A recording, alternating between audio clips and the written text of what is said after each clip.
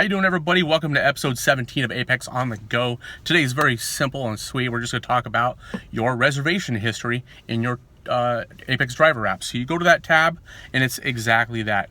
A history of all the reservations you've completed before.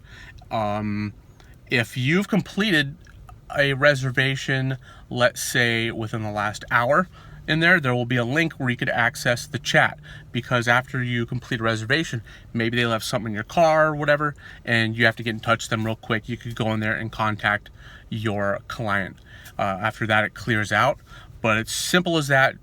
Just a history of your past reservations, little record there for you. That is it. All right, guys, talk to you soon at episode number 18.